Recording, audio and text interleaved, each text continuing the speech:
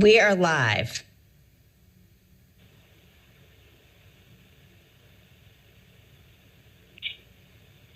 Good morning, ladies and gentlemen, and welcome commission members, advisors, staff, on-site visitors, and online listeners to the December 8th, 2022 monthly meeting of the North Carolina Professional Educator Preparation and Standards Commission.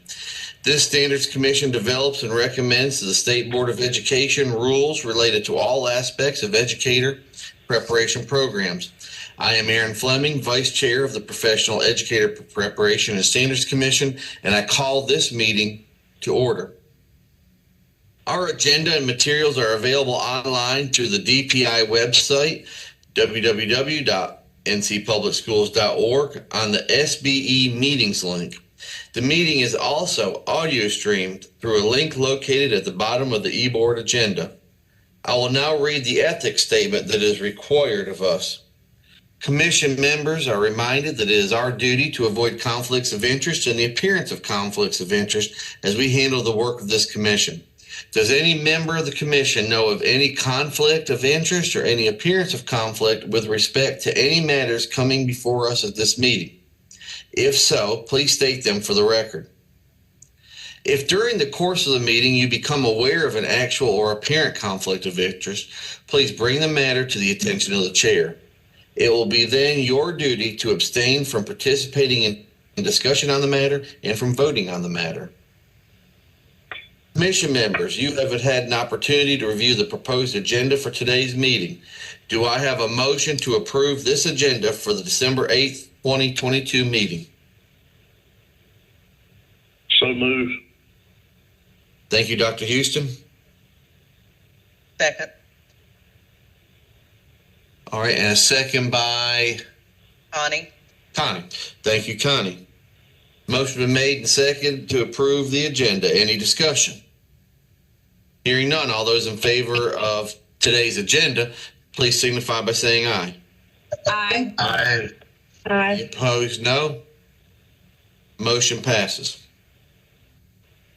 The minutes from our previous commission meeting on November 10, 2022 have been prepared and made available to you. Do I have a motion to approve these minutes? So moved, Hank. Thank you, Hank. Second by? Second, Sam. Thanks, Sam.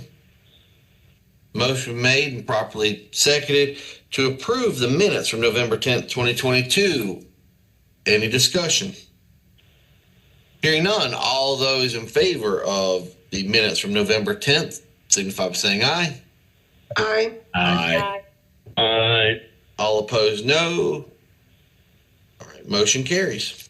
Thank you. Now, Dr. Evans and I will present the NCDPI and SBE updates. Dr. Evans.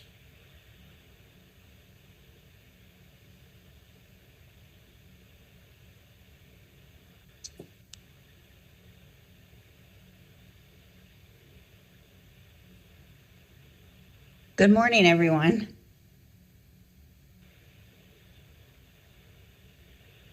Sorry, I was just checking the chat quickly. I am going to fill in for Dr. Tomberlin, who will be entering the meeting a little bit later. He is at another meeting right now, and I'm going to just cover the teacher compensation and advanced teaching roles, the approvals that he went over, and the funding options at the last state board meeting. And these were for action on first reading. And for the approvals, he reminded the state board of the statute 115C-311C, and that the proposals must be submitted by October 15th, and that they would be selected from local school administrative units, and they had to meet particular criteria that's laid out within the rubric, and that's in a later slide.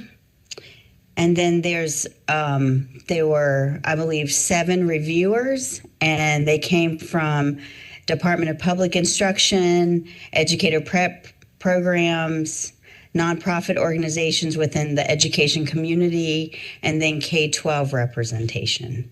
And none of the DPI staff were from our immediate team. And then this is an overview of the evaluation rubric with all the different areas of that rubric that was used to help guide the development of the proposals. And to give a quick overview of the review process, NCDPI, we received 8 proposals by October 15th. The review period was over a month from October 15th to November 15th. And then, as I said before, there were 7 reviewers, and they provided their scoring results for each proposal per the different areas of the rubric that I just showed you in the last slide. And then to eliminate or to reduce bias, the highest and the lowest scores were dropped from each proposal. And then from there, the scores were averaged and set on a 100-point scale. And then NCDPI determines a recommendation based on a score of 80 or above. And we base that on the same as a school report card score of 80 or above. It would be a B or an A. And so that's how that type of recommendation scoring came to be. And this is a summary of the scores. So there were 8 proposals, and one of the proposals, proposal 3, ended up with a 81.5 on the 100-point scale. And there were 3 other proposals, proposal 1, 2, and 5, that were closest to the 80%. And so Dr. Tomberlin, he presented for consideration the recommendation that NCDPI recommends proposal 3 for a score of 81.5, and that consideration could be made for the other 3 proposals, and that is up to the state board to decide that, but the official recommendation would be proposal 3. And then there were also funding options, and they were presented as a BizOp option, as a BizOp item, and this was an ES&P item. So the funding options, and after that, I will let you know the motion that was approved. The funding options that went with this, the reminder from the statute is that there's class size flexibility for K to 3 grades and budget flexibility that's allowed from the statute for ATR programs. And then he went over the current funding obligations, and you can see that $1.4 million was left for 2023-2024 that's available to determine how much the proposals would get that would be selected. And then just a summary of the funding request, and you can see the proposal 3 that was recommended by NCDPI would need a little over $1 million each year, and so they would be able to be fully funded if state board decided to go with that option. For proposals 1, 2, and 5, you can see that then if you added those 3 in along with proposal 3, that then everyone would end up with a percentage of the funding that they asked for. And you can see that option 1 would be to fund proposal 3, and then there would be a remaining balance of $371,051. And that would need to be determined by the state board as far as what to do with that difference in that remaining funding. And then option 2 was funding proposal 1, 2, 3, and 5. And you can see what their adjusted funding would be per year and the difference for that funding, what they would not receive. And so what was decided was to fund, was option 1, to fully fund proposal 3. And then Dr. Tomberlin would come back with options for the state board to determine what to do with the $371,000 that remains as the difference for this proposal. For this option. Are there any questions about the ATR funding or the proposals, the approvals?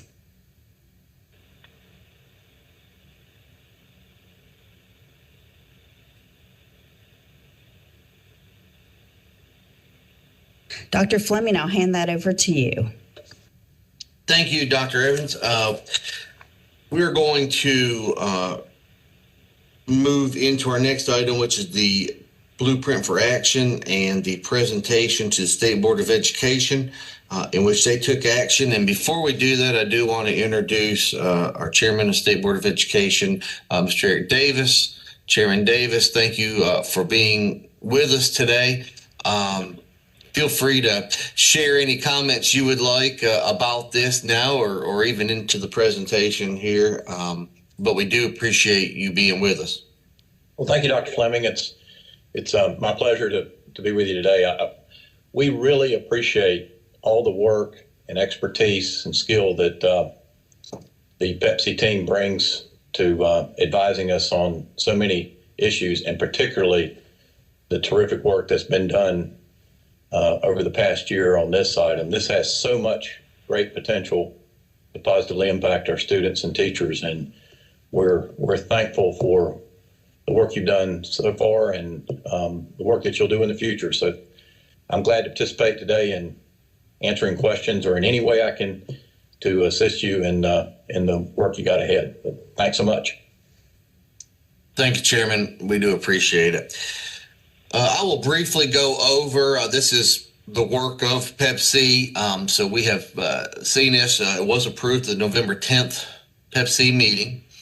Was to move the blueprint to the State Board of Education with the 10 action items. Last week, Chairman Dempsey presented the blueprint and the outline to the State Board of Education. In full disclosure, unfortunately, I was with some family and friends, so I could not be in person at the board meeting. I did watch the recording, and so I'll really rely on those that were in the room to give any feedback that I have missed. But a motion was presented, or excuse me, a motion was approved. Action was approved by the State Board at the conclusion of Chairman Dempsey's presentation. But he did go over the 10 points in our blueprint for action, again, that we did approve in November. The State Board of Education approved, or excuse me, I shouldn't say approved, but did pass a motion that I believe Dr. Evans did email out to all of us, and you do see the working document that came out of that. The State Board of Education requested three kind of subsets of information. One, a request to the state superintendent to identify how items number 1 through 8 in the blueprint for action align with the goals and objectives of the State Board of Education's strategic plan and the state superintendent's Operation Polaris, and report on that alignment at the regularly scheduled January 2023 meeting. The State Board of Education did request to the General Counsel to identify policies and rules, if any, that the State Board of Education would need to amend or repeal to implement items 1 through 8 in the blueprint for action, and identify existing statutes, if any, that would limit the State Board of Education's authority to adopt, amend, or repeal policies and rules to implement items 1 through 8 in the blueprint for action, and propose legislative changes, if needed, that would permit the State Board of Education to adopt, amend, or repeal policies or rules to implement items 1 through 8 in the blueprint for action, and then report to the State Board of Education at the regularly scheduled January 2023 meeting. And I will say, we know from Council Schaefer's comments in the past, as well as the action here from the State Board and from discussions we've had in Pepsi, that our blueprint is about as far as we can go right now with in terms of the procedure, the policy, the in the weeds piece, because there are rulemaking procedures and certain requirements or certain items that the General Assembly and the State Board of Education will need to do before Pepsi move forward with that. The request of Pepsi were to make recommendations on policies and or rules that would be necessary to implement field testing or piloting for the following items. One would be the advanced teaching and leader roles. student impact measures, new pathway entry points such as apprenticeship, and new professional learning tools and structures for beginning and experienced teachers. And these align to items 3, 5, 7, and 8 in the Blueprint for Action. And then to report on these recommendations to the State Board of Education at the earliest regularly scheduled State Board of Education meeting in 2023. And that's really what we're going to focus on today. So in the past, we have had the subcommittee structure, I guess is the best way to word that, where subcommittees and co-chairs of the subcommittees worked together to build the blueprint that was presented to the state board. And now we're going to look at more of a work group focus on the 4 major areas proposed by the State Board of Education. And again, and you have this document, I do believe, the 4 areas we will be focusing on, or 4 work group areas we will be focusing on, would be A, advanced teaching and leader roles, B, student impact measures, C, new pathway entry points, and D, new professional learning tools and structures. And Kim, correct me if I'm wrong, but I believe we will have a document presented at some point with assignment for Pepsi members to serve on these 4 working groups. That is correct. And if you are interested in particular areas, please email me. And I think it's important that we dig into these 4 areas and answer any questions you may have around that. And again, we have Chairman Davis with us. I know Ms. Carper's with us, and I'm sure State Superintendent and others that were in the meeting that can, again, kind of tell you a little bit of the feeling or questions that were asked. Again, watching the video, I know I probably did not comprehend as much as I would if I was actually sitting there. So I'll refer to them for any clarifications of what specific board member or what specific questions the state board had or responses to those. So we'll start with advanced teaching and leader roles. Some of the areas. I'm sorry. Dr. Fleming, it's Kevin. I'm so sorry to interrupt. I want to make something clear to Pepsi. If you could, Dr. Evans, scroll up to the top, just as a point of clarification. We did change the motion prior to the vote so that under the second bullet, item number 2, that report on the alignment at the regularly scheduled February meeting. And the reason for that is because both the State Board Strategic Plan and Operation Polaris are in the process of being updated, and those updates will not be complete before January. Thank you for that clarification.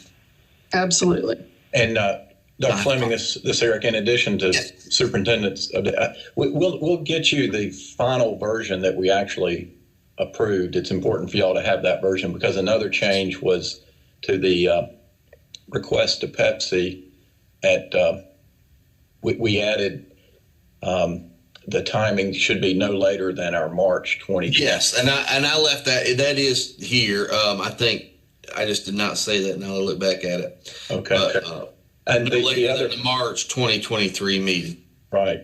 The other point of clarification, as you mentioned at the beginning, the first thing that we did was we voted to receive the blueprint, the 10 blueprint items, and then based on having received those items, we then developed the next 3 points that you read.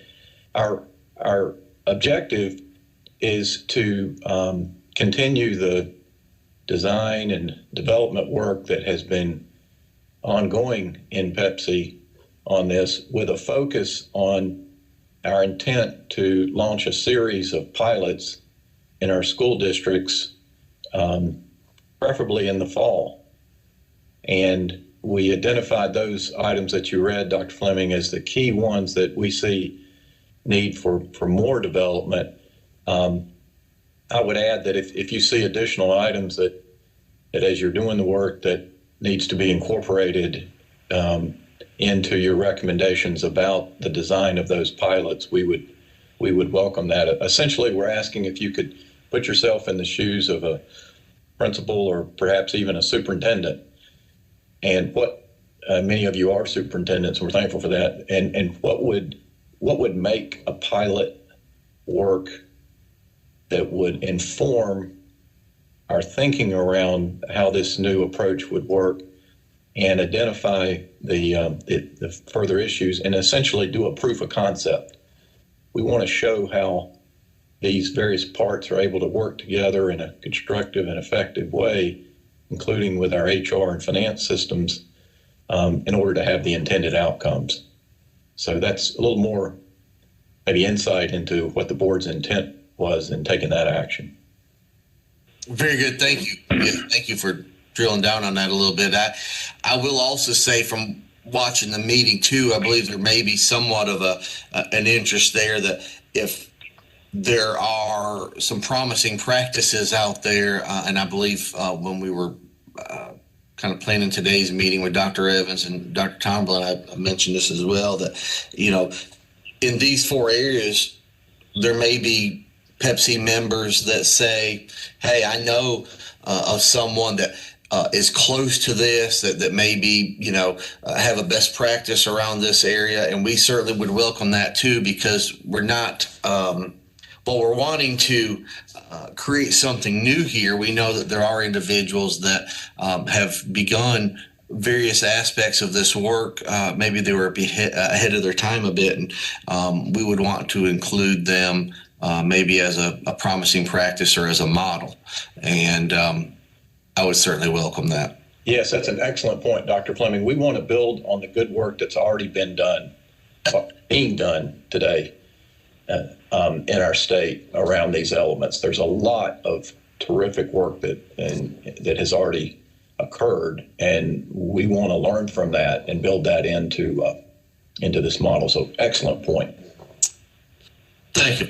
And starting with that, with advanced teacher and leader roles, which is item A, we know that's probably where we have the most practice or promising practices at, for the simple fact that we've had the grant, and we've had these programs, and a lot of our think tanks and policy groups and all have done work around this. But as some subpoints under advanced teaching and leader roles, think around pilots, identification of the roles to be piloted, definition and responsibilities of these roles, expectations and credentials to attain, hold, and maintain the license appropriate to these roles, supports necessary for teachers to attain and hold the license, compensation for the licenses associated with advanced and lead teacher roles, components of assessment of the effectiveness of professionals in the role and the structure of the role, and then recommendation on determining the number and assignment of educators in these roles relative to the needs of schools and districts. And so as we think of these, and we really will think both of our blueprint document and the potential for the pilots, I would like for us in many ways to crosswalk the work of the subcommittees, which resulted in the blueprint document, but also putting that into action from a pilot. And so I think, Dr. Evans, it would be appropriate at this time for anyone to add, discuss these points, and then we can kind of move on down the list. At this point, if you are interested in a specific area, I would just ask that you email Dr. Evans as we kind of build out these subcommittees, or I should say work groups, I believe is what we will call them. But I'll open the floor up specifically on advanced teaching and leader roles. I think it would be okay if folks want to give an example of maybe somewhere they've seen this. I don't want to necessarily volunteer programs out there, but I do think it's important that we know if some of this is taking place, which we all know it is somewhere. And then anything else you would like to add or clarify under advanced teaching and leader roles. Dr. Fleming, would you like to bring up the document that Dr. Dempsey? Yeah, I think it would be good. I like this document just because it shows the 4 areas and then the focus under those 4 areas. And I will also send the updated motion to Pepsi membership right after this meeting. So we'll bring up, I think, kind of what we're calling the working document here.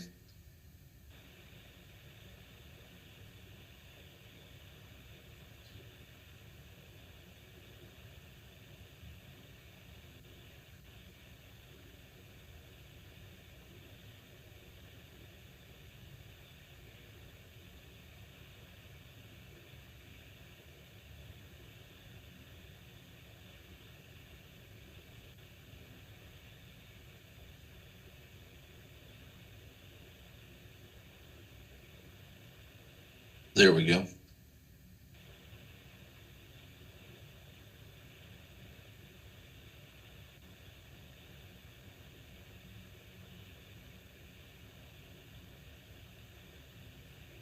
Maybe on page 2 of that, I believe. Yeah. So Did you want to go over these notes right here? yes, that'd be fine. Okay, so Pepsi should use any and all elements of the pathways framework drafted thus far to focus on these 4 specific requests. Refer back to my notes here. Pepsi should also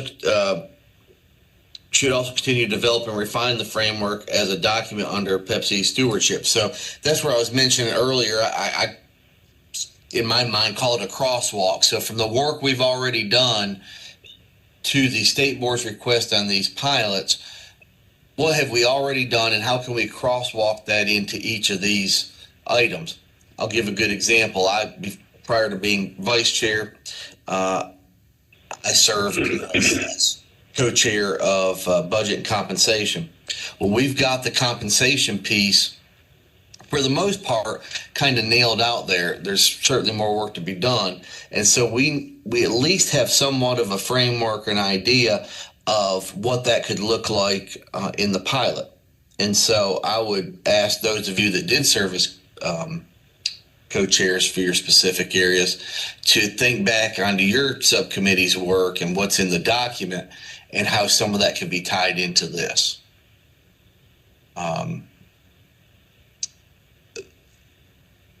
So what I will do is I will open it up and anyone that would like to share, and we'll focus right now just on advanced teaching and leader roles. And we can definitely go down the bullet points under them one by one, but the identification of the roles to be piloted.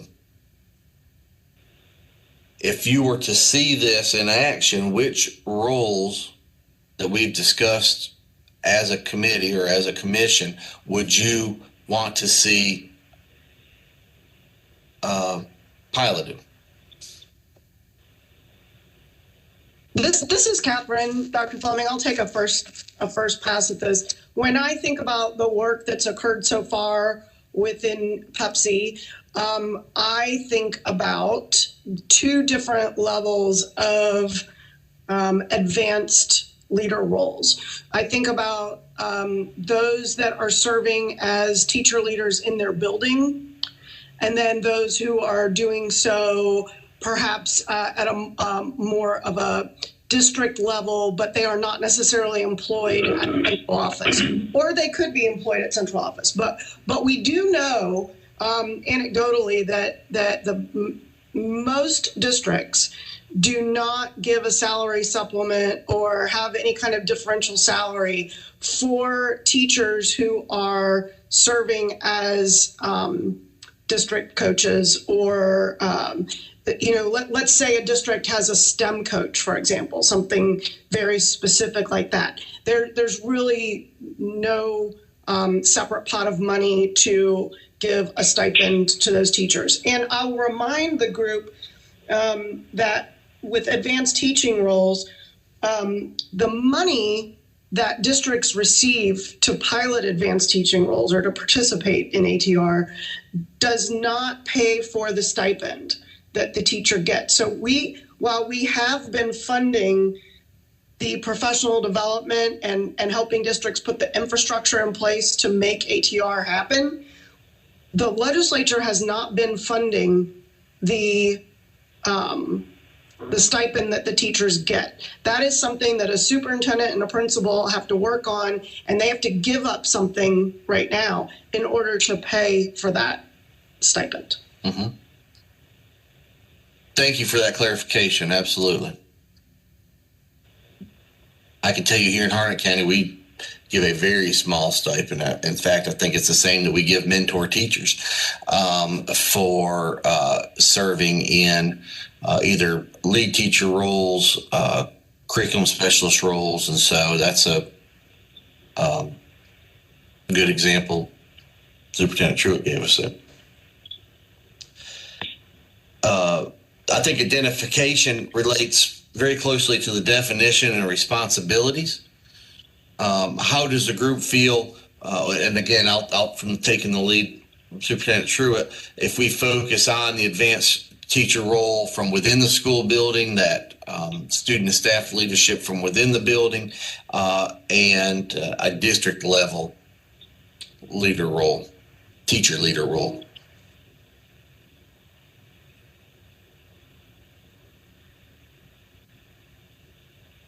And I'll just add, I'm sorry, I just have to add one more thing. Remember that the goal here is not to move these leaders into central office positions. Right. The goal is to keep them in the classroom. And that may mean, as in the case of the way advanced teaching roles is, you may be in a classroom mentoring a teacher for 2 periods a day, and then you are teaching, you are a teacher of record with your own students for 2 periods a day. Or if you are perhaps serving across the district, you are still in classrooms, 80% of the time, even if you are not a teacher of record with your own students. But in effect, what we're trying to do is allow teachers to advance without leaving the classroom. Now, this is Sam Houston. Can you hear me? I can, Sam. Hear you loud and clear. Okay. I like just what I heard. I remember way back in the day when we used to have our regional teachers of the year, and they were given a year in their region to work across the districts that were part of that region. While in Mooresville, I was pretty lucky. I had a number of teachers that won that honor. I never got one back. Because when they experienced the freedom of being away from the classroom and getting some recognition, it was hard to go back into incarceration of just being in a classroom with your kids. So I like what Catherine said. I think what we need to really focus on is how we offer teachers leadership opportunities without losing them from the classroom and the high performance that they represent and can learn to share with others. So my excitement about this is how do you keep the teacher in the classroom while simultaneously rewarding them for their excellence and giving them a chance to experience leadership? I believe that's our challenge. Our challenge is not just pay them more to do the same thing. It's how we reward excellence in roles outside of just controlling what happens inside of one classroom. If that makes sense. It makes sense to me, but I don't, that's just, it's hard to, we know that teachers differentiate themselves. In any school, you've got those that have things to offer beyond their contact inside of their 4 walls. And we've never had a way to really recognize that, reward it, and get value add from it. I see this movement as a potential to change the whole way we think about teachers, and at the same time, empower the environment to be a better place for all kids.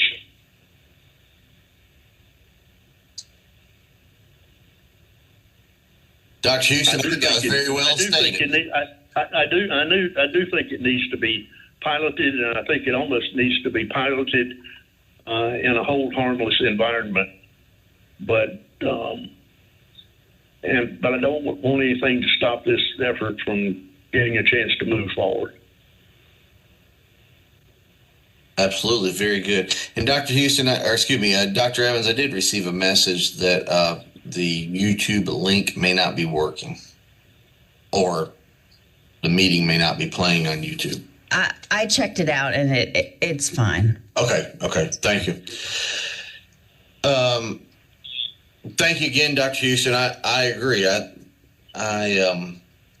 We see oftentimes the road to administration, and maybe even I'm a product of that, or others that are in administration right now are products of the fact that in order to move up in your career, you had to go into administration, and so you'd lose good teachers from the classroom. So I made special note of that.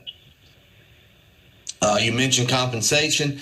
Again, I can say this because Dr. Graham and I co-chaired that subcommittee. While Pepsi right now does not have the authority to go completely down in the weeds in this, we did cover a significant part of compensation, and obviously these advanced licenses, these advanced roles did carry additional dollar amounts to them.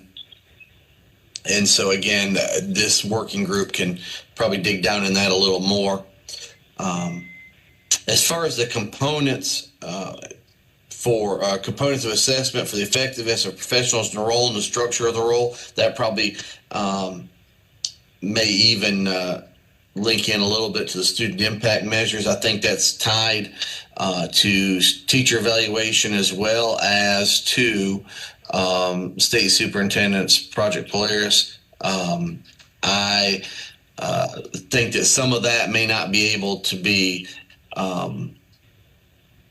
finalized, if you will, until beginning of 2023 when the work on that completes. I was fortunate enough yesterday to hear from Dr. Marr on some proposals with the new accountability model, but I would open it up to the State Superintendent or Dr. Marr to discuss a little bit about, your thoughts on the effectiveness of professionals as it relates to accountability, if that's appropriate.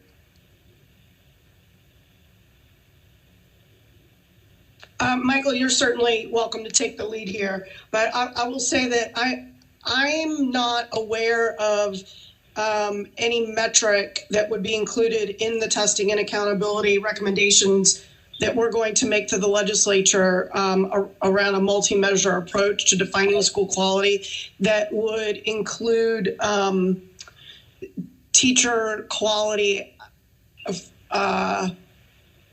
outside of the federally required testing achievement and growth measures. So we will still have to have a testing and growth measure. But what that looks like for teachers who don't have an EVOS measure right now is not accounted for in our current accountability model. So Michael, I don't know if you want to jump in.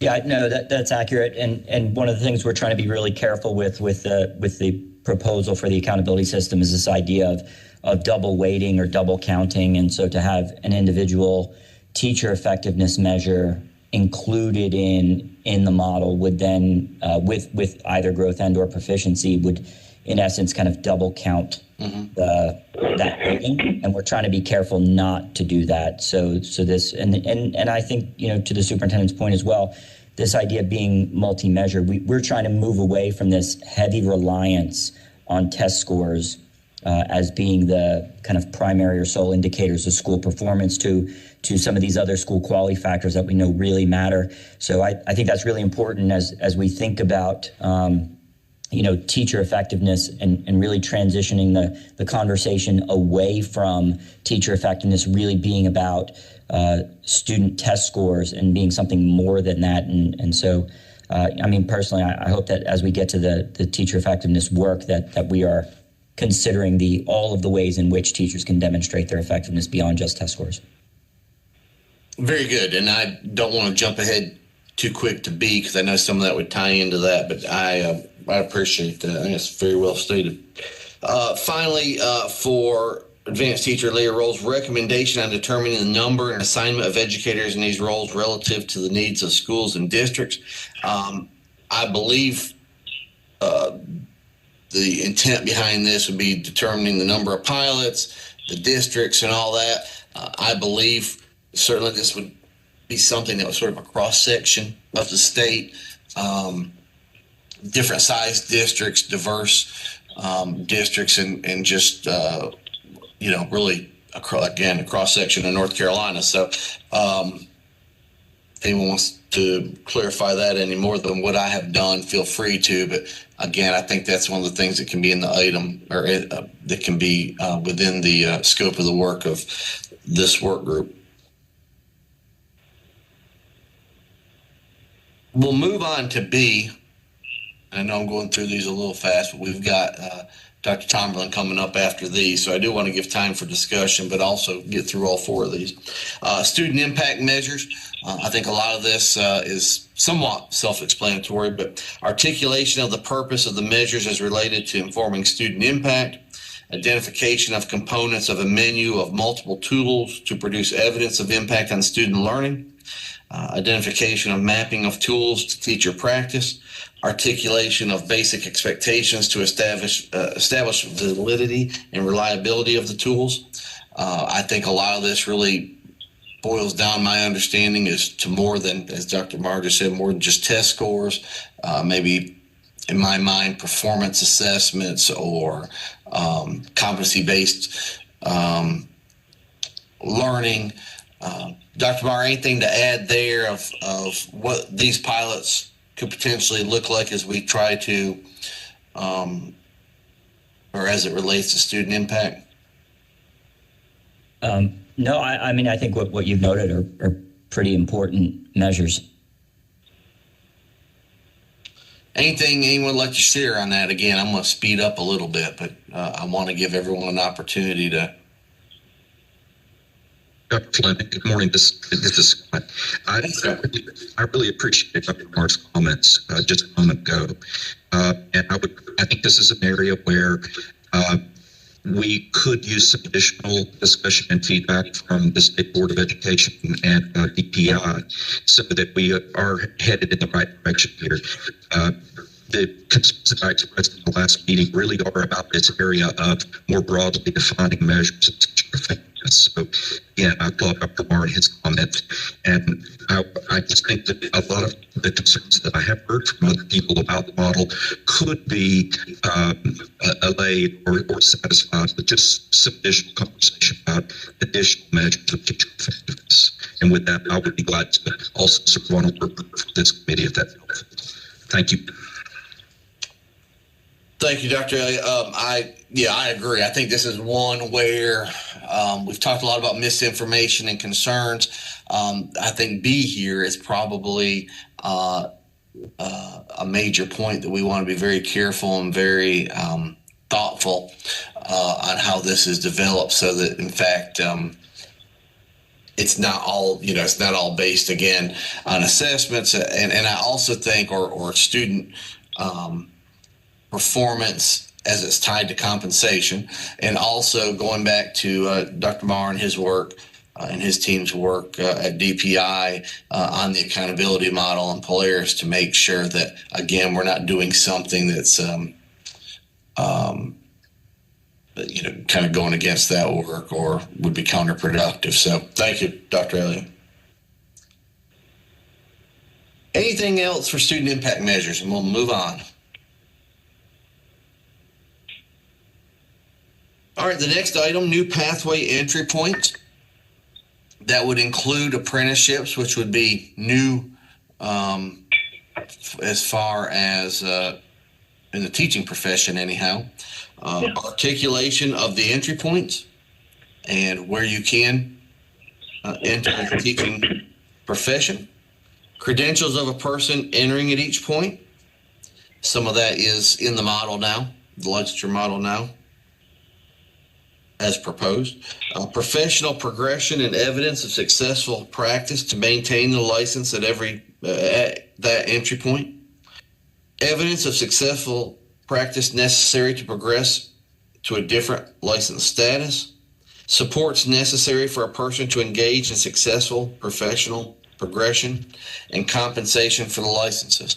Again, as Pepsi, we've worked a lot, I like to say, in the weeds on each of these items with both the new licensure model and our subcommittee work. Again, if we were to put all that into practice in a pilot, what would that look like?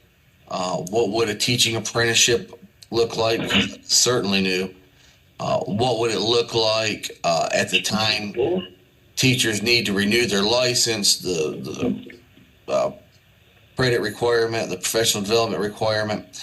And so, again, this is a area we've worked very heavily on, but we have not focused certainly on the practice of it, which we are here with the pilot. So I will open the floor up for any comments on new pathway entry points.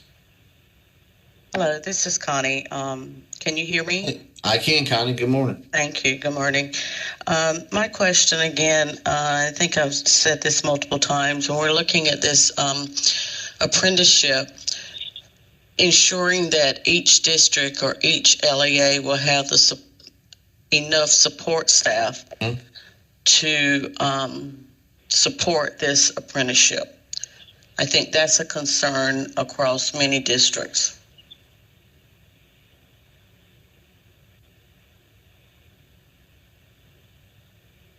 Absolutely. I think that's again, kind of goes back to the piece of where now we currently have mentor teachers or cooperating teachers with student teaching. You may have to up that number now. And those individuals, if they're compensated with a stipend at all, it's very minimal. Yeah, I think at some point there might even need to be some training and certification for those that sit in that role. So that in Connie's case, those districts that maybe don't have that support in place can train support.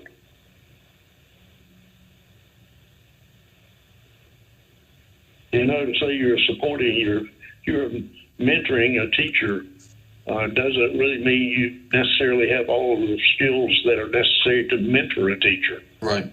So I think that needs to be addressed. They need to be certified or identified.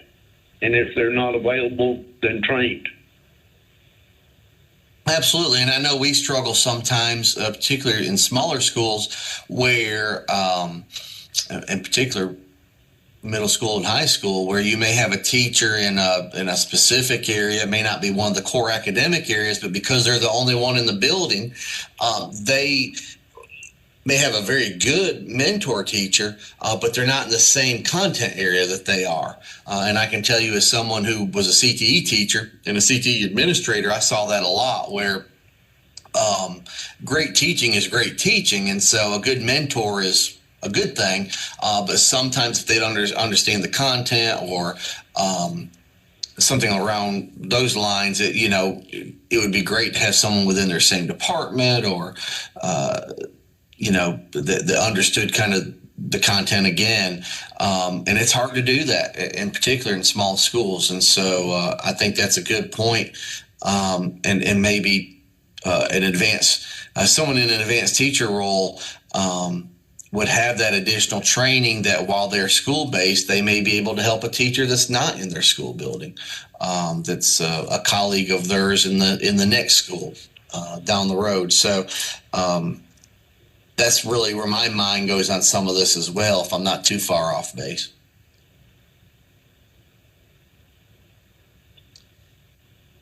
Any other thoughts on item C?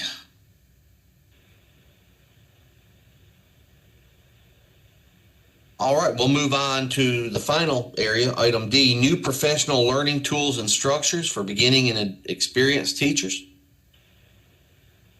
Identification of existing assets, access by pre-service beginning and experienced teachers to engage in professional learning, articulation of a menu of potential tools that could provide flexible access to the knowledge base of teaching associated with positive outcomes for student learning.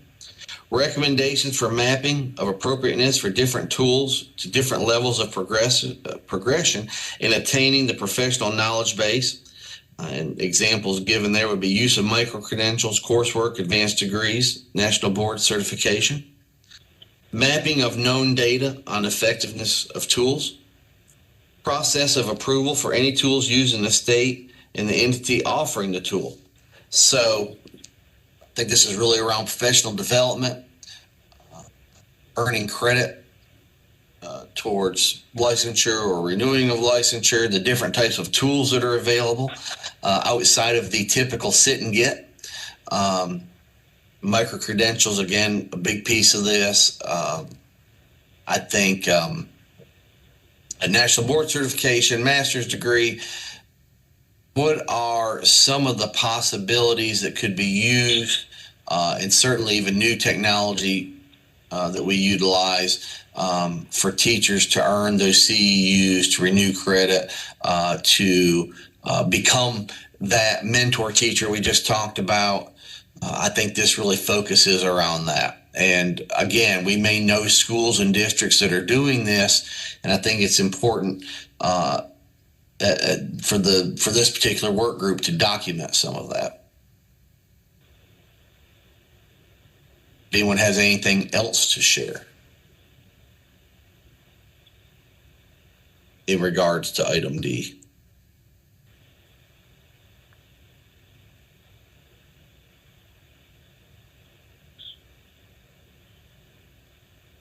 All right, well, hearing none, you see the work that is ahead of us as we build out these work groups. Again, if you have a specific interest, please email Dr. Evans. You can certainly email me and I can forward that. But we do want to make sure we have folks that are ready to dig in on these 4 areas and developing a model of what those pilots would look like. So again, we can deliver this to the State Board of Education. And I truly believe that we do have folks out there that have shown some promising practices in these areas, and we'd love to get to know them. Before we move on, is Dr. Tomberlin with us, Dr. Evans? I let him know that we're about to transition. Okay, very good. So before Dr. Tomberlin takes over, if you will, for the policy amendment on LICN 001, I would, again, ask if there are any questions, comments, concerns on these 4, what we will now call new work groups. Hey, Aaron, this is Ann Bullock. Hey. I do have a question or a comment. I don't know which one it is yet. Let's go with question. So my question will be, if we're creating new work groups based on the blueprint that was improved by the state board, what will be done with all the work that has been done up to this point? So that will remain in the blueprint. Once we receive further instruction, either from State Board, from the General Assembly, on how far in the weeds we can go, and I'm looking to see if Ms. Schaefer may be able to add more to this, but when we get direction on how much further to go, we will kind of activate that from a blueprint into a home, I guess you could say, what you actually will have, what will be presented, and what will, I don't want to say piloted, but really what the model will look like. I guess model's the word I'm looking for there. At this point, it's just a blueprint. It's an idea from all of our hard work. Now we're going to try to find ways to pilot what's in that blueprint. These are the 4 areas on which we will do that. And then hopefully sometime within the time that we're piloting these, we're able to have a true model. And Ms. Schaefer, you may want to clarify that as far as how far we can go as we await action from either General Assembly, State Board of Education, or both. So I think what we're talking about is that all of the work that Pepsi has done is now being now needs to be translated into a statutory framework and basically turned into action and either adopted or rejected by the General Assembly. And again, I think it's just a question of transitioning to the next stage where you have the work that has been done will guide I'm certain, the request to the General Assembly or the suggestions to the General Assembly about what needs to change in order for it to be implemented. So basically, the work that has been done will inform the request made to the General Assembly. I hope that's clear. Yeah, and Dr. Fleming, this there, can I add to our General Counsel's comments? Definitely. Yeah, so Ann, we I would say that we want to hold on to the past work that has been done and use whatever from that work would help inform the development of these pilots. That's the first priority, because our initial request to the General Assembly will be for the authority to conduct the pilots. And so we need to define as best we can what the pilots will consist of, how they will be performed, and so forth.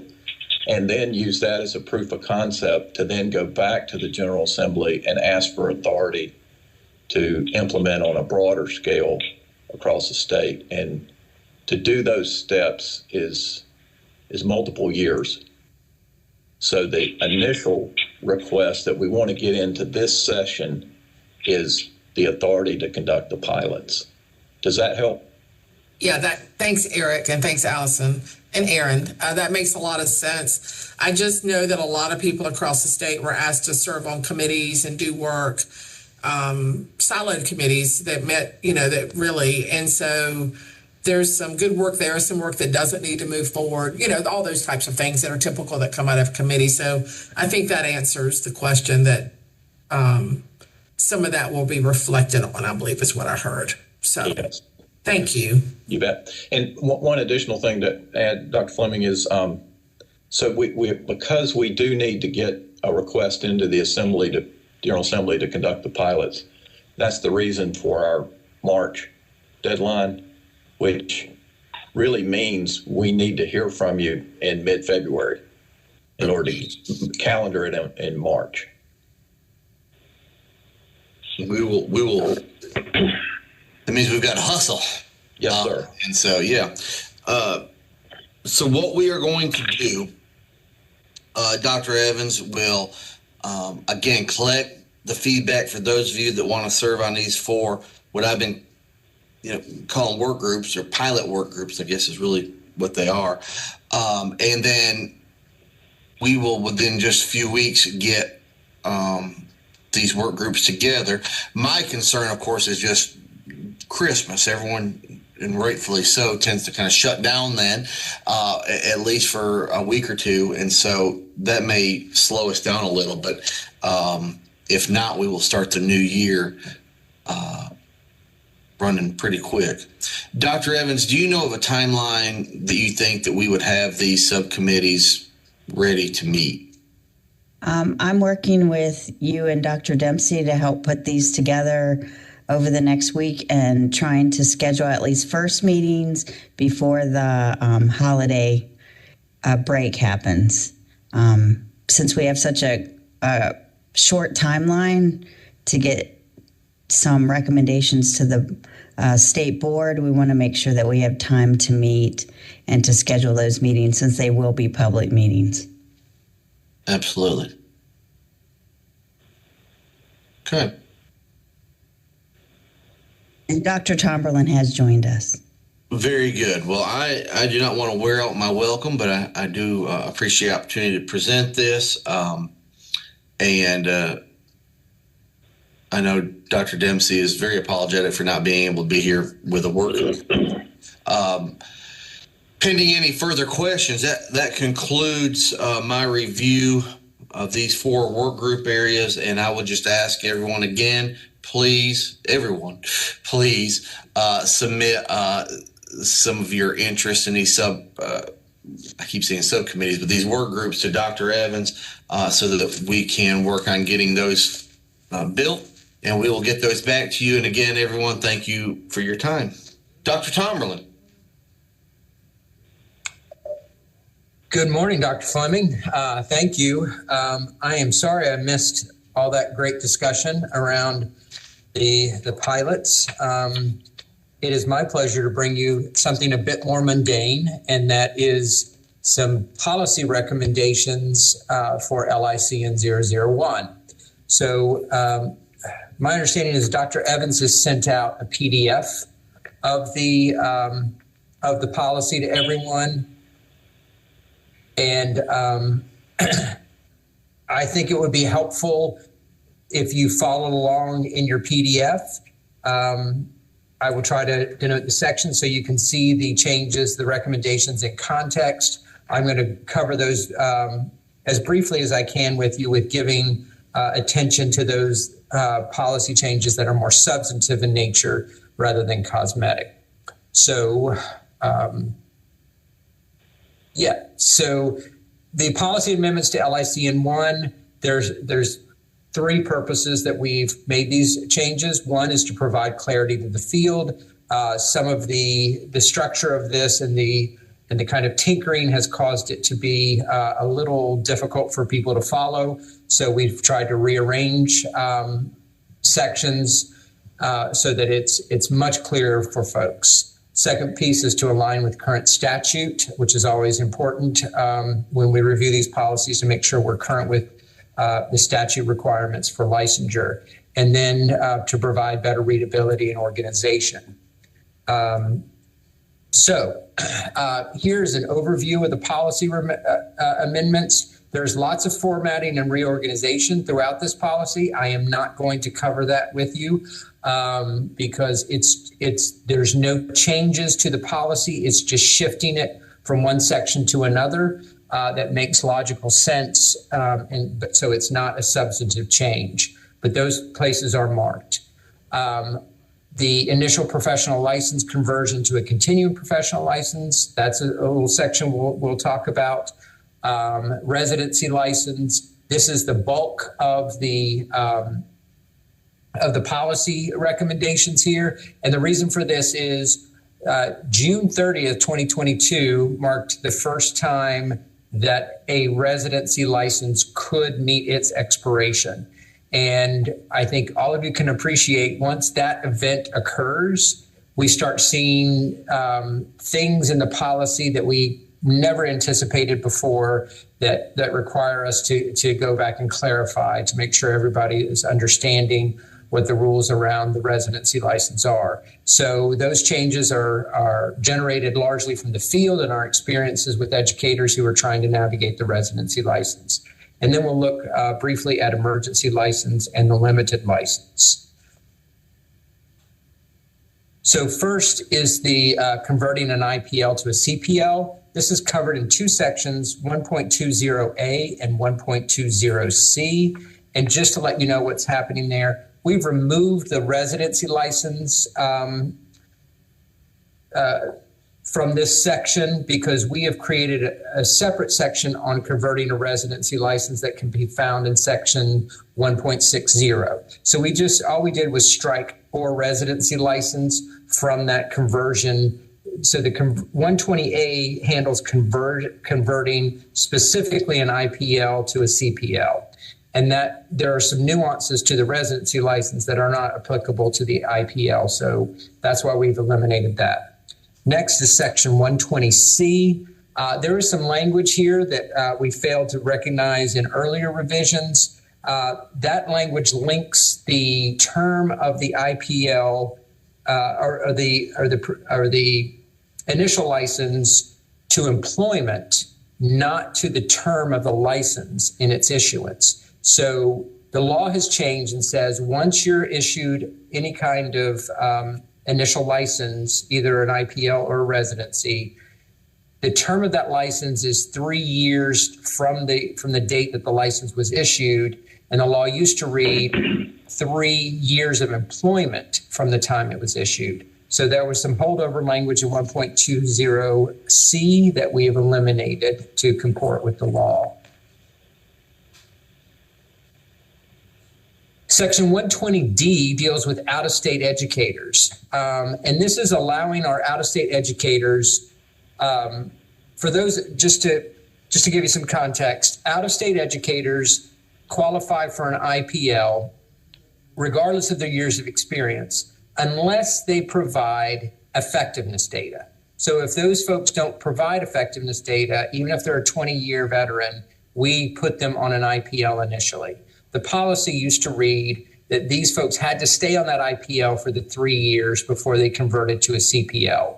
We've gone back and checked the law. We've gotten some pushback from the field. We've gone back and checked the law. There's nothing that requires them to stay on that IPL for 3 years. So we have eliminated that language that says they must stay on that for the term of the 3 years before they convert to a CPL. They could, after 1 year, they could convert that license to a CPL if they qualify. Next, we have our lateral entry license. This is section 1.50 and 1.50A. What you're going to see there is just a lot of strike through. And we are eliminating this from the policy, given that lateral entry licenses ceased entirely June 30th, 2022. So we are archiving this policy so that if any questions come up, we can always refer back to it, but we're eliminating it from the active policy of LICN 001. Section 1.60, qualifying for a residency license. So we need to clarify that residency licenses are only issued at the A level and may qualify for experience and grad pay. So you cannot get an M level residency license. You would have to wait until that's converted either to an IPL or a CPL in order to request a graduate level license in that area. However, you can award experience credit, and those folks could qualify for grad pay if they meet the requirements of LICN 006. Next, we're clarifying that an individual who holds or has held a residency license is not eligible for a permit to teach or emergency license. There has been some confusion about this, whether once you hold a residency, can you do another emergency license intervening between that residency and some other license? And the answer to that question is no. Once you qualify for a residency license, you are forever ineligible for a permit to teach or an emergency license. Qualifying for a residency license, we're clarifying here the requirements to be issued an RL for individuals who held a prior lateral entry license for the same teaching area. So back when we were doing the transition from lateral entry to residency, we created a bridge policy that said, if you're on a lateral and you want to move to a residency before that lateral expires, we will go ahead and convert you. And it was seamless, and you could shift over to the residency without any requirements other than you had to qualify for the residency license. You had to meet the eligibility requirements for the residency license, but you didn't have to take the test. And part of that policy indicated that if you waited until your lateral entry expired, then you, in order to convert to the residency license in the same teaching area, you would have to take the North Carolina required content exams first. And the reason for that is you had already been afforded the 3 years provided by statute to meet the testing requirements for that license. Once it expired, in order to convert that to a residency now, you have to pass the required content exams up front and meet the eligibility requirements for the license. This has caused some confusion in the field, and I'll get to that confusion in just a minute. But this is clarifying that if you previously held a lateral entry license in a given teaching area, in order to shift that lateral license to a residency license, you have to have the testing up front, the content testing up front. Right. So individuals who held a prior lateral entry license may apply for an RL in a different teaching area without content testing up front. So we want to recognize that some people may have held a lateral entry license in, let's say, elementary education. They did not meet the requirements of that lateral, and that lateral expired. Now that teacher is coming back and they want to teach middle school math. And they want to qualify, they want to apply for a residency license, and that is a different teaching area. Then if they qualify, if they meet the requirements, we will issue them that residency license without testing up front, and they will have the 3 years to complete that test. And so we're trying to recognize that if it's the same area, you do have to do the test up front. But folks can move from one lateral entry license that they didn't complete to a different one, and we won't hold them to that testing requirement initially. We'll give them the 3 years to pass that test.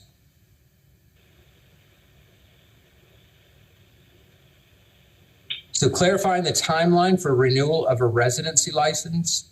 So the employing school system shall be responsible for verifying the candidate's enrollment in an approved EPP. A residency license is issued for 1 year and renewable twice within 3 years of the effective date of the original residency license. So what we're finding is some people will apply for a residency license, teach 1 year, they may take a gap year, and then they want to come back and renew the first time, and that's fine, but they can't renew the second time because they are outside of the 3 year window of that original issuance of the residency license. And so there has been confusion in the field. Folks think I get 3 years no matter what. But really what the law says is once you issue that license, they must complete the requirements within the 3 years of that issuance date. And so there could not be any renewals of that license outside of that 3 year window. Clarifying requirements to renew a license. In order to renew a license for the second or third year, the PSU must verify that the license holder earned at least 6 months of teaching experience. So that is a condition of the renewal, is that they taught in the prior year. We are clarifying that 6 months is the minimum amount of employment that we recognize at DPI as qualifying as a year. We're using the finance, and for those of you who understand this, the bump definition. We are leveraging that definition to make this as flexible as possible, but they have to have taught the prior year in order to renew the license. So that prior year definition is at least 6 months of teaching. They're enrolled in an EPP, and they're employed as a teacher in a PSU. Also, the license holder must complete 10 days of required professional development as described in section 1.60E of this policy. And Dr. Evans, I feel like this is a whole lot. And so I'm going to pause right here for a second and make sure we don't have any questions, anything folks want to clarify.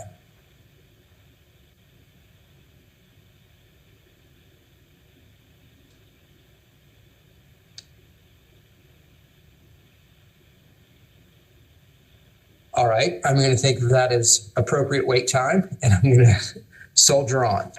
So clarifying requirements to reinstate the residency license. If an individual fails to renew the residency license for either the second or third year, the current residency license will expire.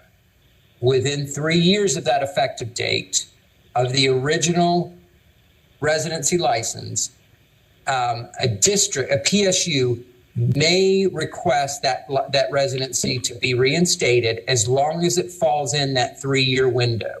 So I was working in LEA 1 in my first year. I took a gap, decided not to come back. I moved to LEA 2, and decided I want to try teaching again, LEA 2 can reinstate that residency license because it falls within that window. The person would only have that final year remaining. They would only get to renew it once, but a different LEA could pick that up and renew that license and reinstate that license as long as it falls within the three-year window and other conditions for the residency license are met. Converting a residency license, individuals must complete all requirements, including North Carolina State Board of Education required licensure tests, and receive the recommendation of an EPP to convert the residency license to an initial or continuing professional license within 3 years of the effective date. We're clarifying the testing requirements here because what is happening in the field is folks are completing the coursework, but not the testing, and are seeking to convert the license so that they do not have to enroll in an EPP. And we have checked the law, and we've checked with our legal counsel, and the law is clear that to convert the residency license, one must pass all the tests that are required, including the pedagogy tests. So we are working on a solution to this because we don't want teachers to have to enroll in EPPs if there's no required coursework outstanding. But the way the law is currently constructed, we don't see a way around this unless they have completed all the testing. If an individual has completed all the coursework, can get the EPP recommendation, and has passed all the tests, and let's say at the end of the second year, then we could convert them to an IPL and they wouldn't have to enroll. But until they meet those testing requirements, they can't convert that residency to any other type of license. And this has to be very clear to the field because it is a point of frustration and confusion. Tom, quick question? Yes. So on that, do we draw a distinction between affiliation and enrollment? So can someone be affiliated with an EPP but not currently enrolled? So if they finished all that coursework and all they had remaining was the testing? That's a great question. Some of our more veteran Pepsi members will remember a couple of years ago, we tried to create this affiliation language. The General Assembly, but we were unsuccessful in getting it through the General Assembly, into statutory changes, which is really what we need because the term enrollment is what's in the statute, and that's very specific. I have to say, there are EPPs that do amazing jobs of kind of navigating this for folks, but that's all dependent on the EPP policies. So we don't have any control over that. But we do know that there are some instances where folks are required to enroll and perhaps even take classes, even though their coursework is finished. And EPPs are doing a great job at trying to make sure, that may be a 1-credit class, that may be the minimum they can possibly do to satisfy the enrollment criteria. But it is a problem because the EPPs have the obligation that those folks have to be enrolled, and that has a very specific meaning for them. And then on our side, we have to see that enrollment is verified. So we will continue working on this, but right now the field needs the clarity that there's no way for us to waive that requirement of EPP enrollment unless they've met all the requirements to convert the residency license. Clarifying the requirements to convert an expired RL to an IPL or CPL. Once the residency license expires, the license may be converted to an IPL or CPL upon the recommendation of the State Board approved EPP and completion of current testing requirements or licensure requirements, including testing at the time of the conversion at the request. So what this is clarifying is my residency license has expired.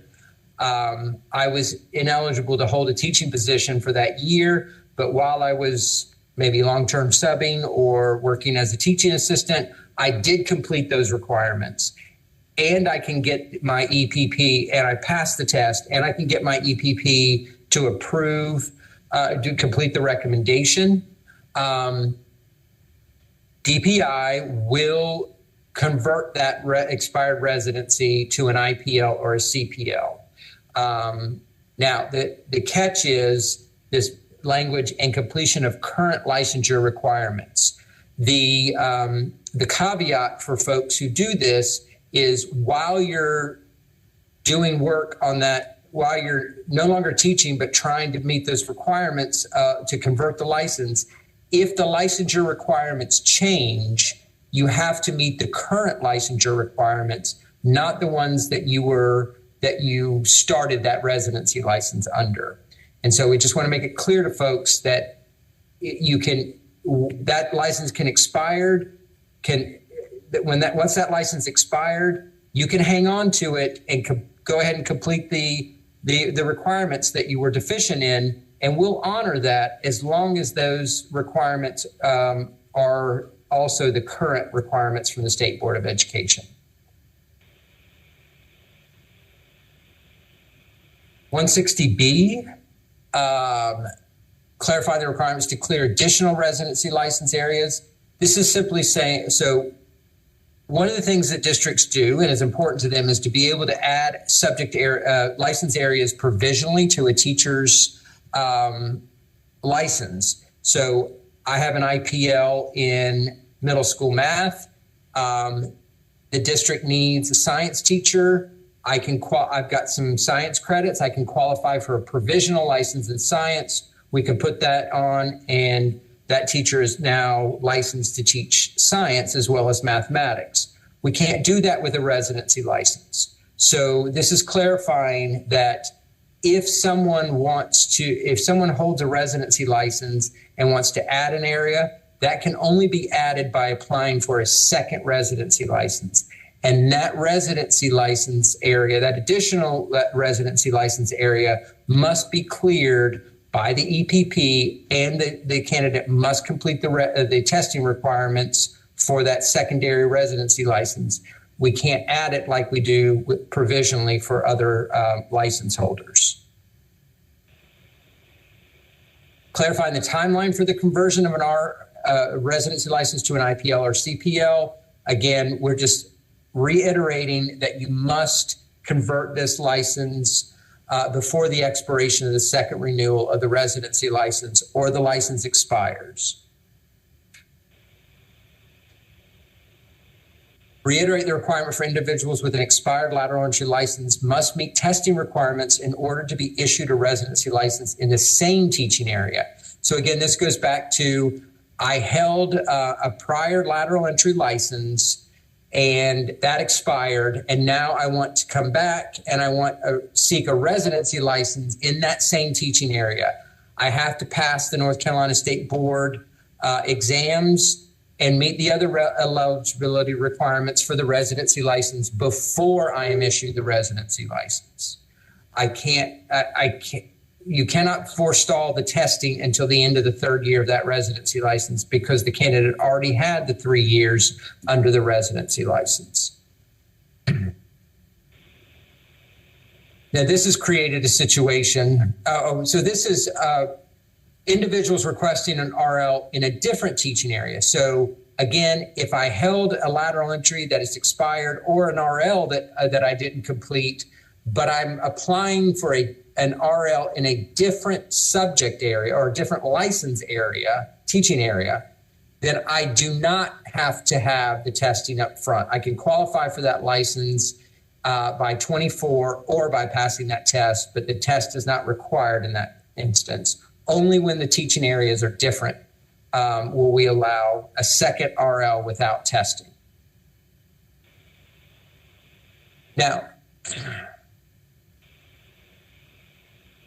this seems to be a repeat. Kim, I'm sorry. This is the different testing area, and we covered that. I don't know if that's a duplicate slide. We need to check that. Can we go to the next one? So, this confusion that I've just raised about I held a lateral entry, it expired, and now I'm coming back for the RL in the same subject. The requirement has always been that person test up front. In some cases in the field, the LEA put the candidate on an emergency license, and because they were on an emergency license, they felt like that they didn't have to do the testing up front because that emergency license negated the lateral entry that they held before. This has happened to a number of folks across the state, and also in our own licensure section, we did find some examples of us not realizing that someone with an emergency license applying for a residency license had previously held a lateral entry and that they should be required to take the test. So we've discussed this with our legal counsel. We've recognized that the policy is that those folks should have to test. So we realize that that we have made some errors in this, and what we must do is conform to the policies. So we have communicated with the field that if you had an expired lateral and you're applying for a residency license in the same teaching area, you must test up front. And we have trained our staff to look for this before issuing the residency license. However, there are a number of people out there who were issued this residency license without doing the testing up front.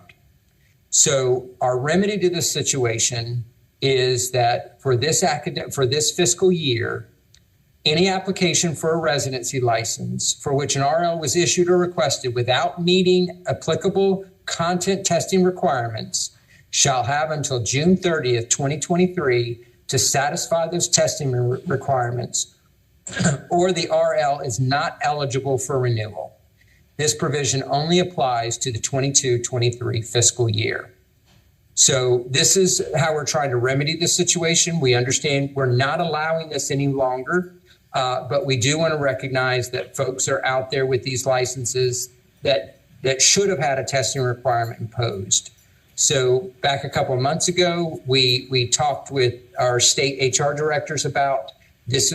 We were going to present this proposal, and it was our strong advisement to them to, if they had people that fell into this category, to start advising them now, or at that time then, to start getting the test, taking those tests to make sure they can pass it by June 30th, 2023.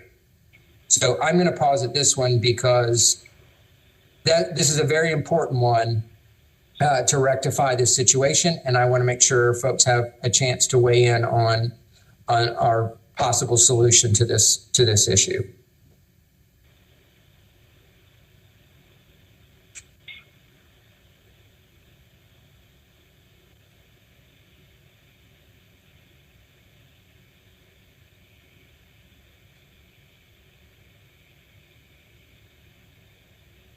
All right, sounds like we must have nailed it. Great.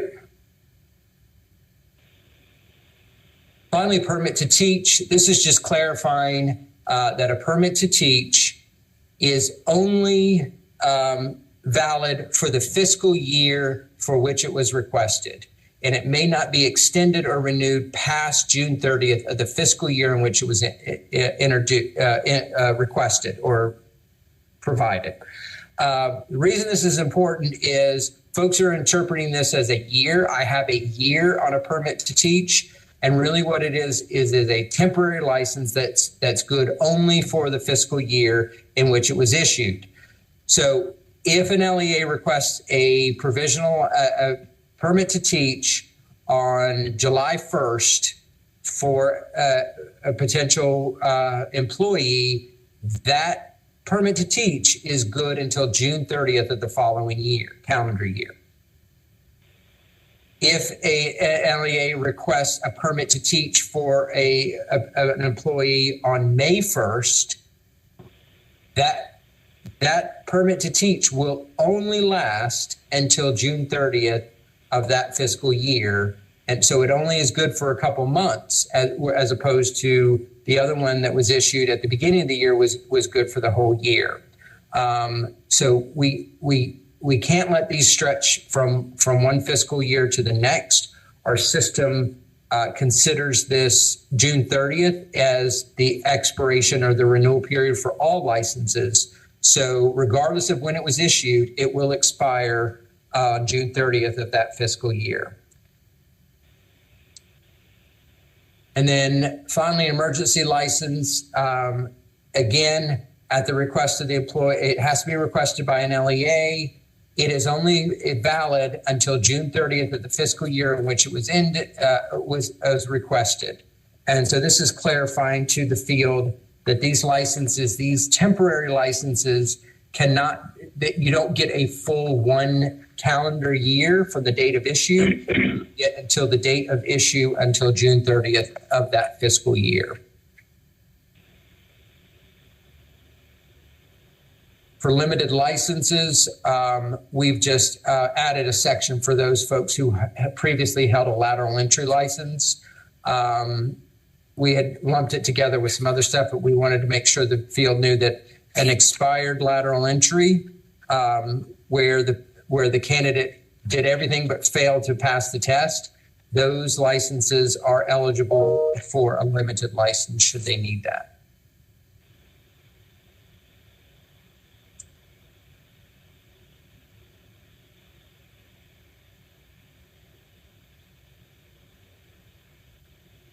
I appreciate that was fairly dry, and but I do want to let everyone know these changes are very important to the field in terms of clarity. I'm not suggesting that the field loves all the changes we're recommending, but the clarity around the residency license is very important for them navigating the licensing of their staff.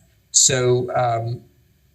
DPI requests that Pepsi approve these changes and let us make these recommendations for policy changes to the State Board of Education.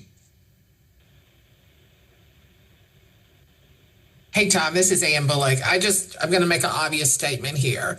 I just want to see if you can confirm it. All of these changes seem to be what I would consider conforming or editorial changes to conform to what what is actually happening in licensure and what is actually in law. Am I correct on that? Yes, ma'am. Okay, thank you very much.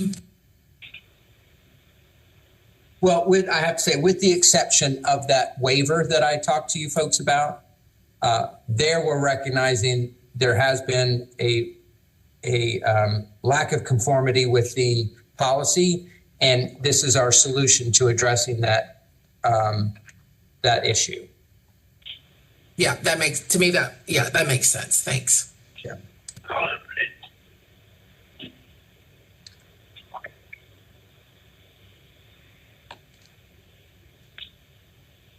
Thank you, Dr. Tomlin. I'll give another 20 seconds or so if there are any further questions.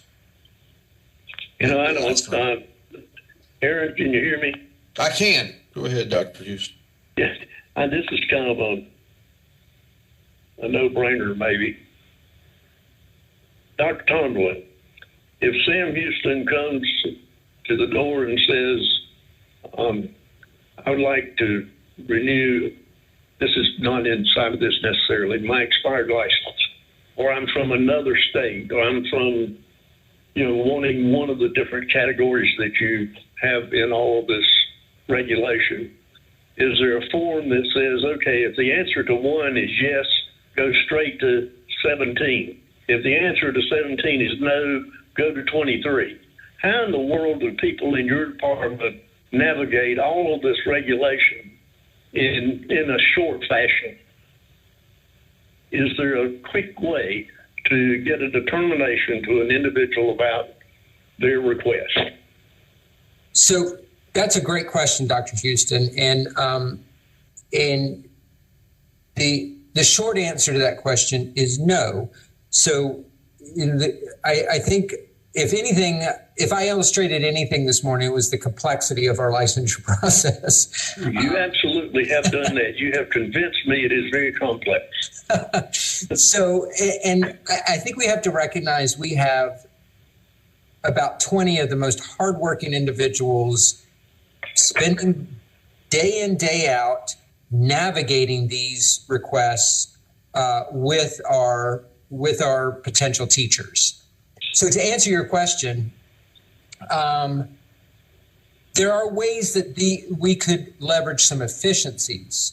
So it would be great if teachers, if in the licensure system, the application process, you're basically going in and you need to know that you need to upload this, and this. It'd be great if we had a system that kind of created workflow for teachers that says, great, you need a transcript. Please upload your transcript. Thanks for the transcript. Now we need this. So it walks them through and it directs them every step of the way. We feel like that would help. And that would really be helpful for our staff, because then they know when they go to look at a license, they know that that license data is going to be presented to them in a sequential way. I don't know that we can eliminate the complexity of the process, but I do think we can create ways to make it much more efficient for folks and less of a headache if the system itself could guide them through and basically what you said, okay, you had that, we're going to jump you to step 17 instead of taking you through steps 11 through 16. It's the kind of thing that we are working very hard on that. Yes, sir. Great.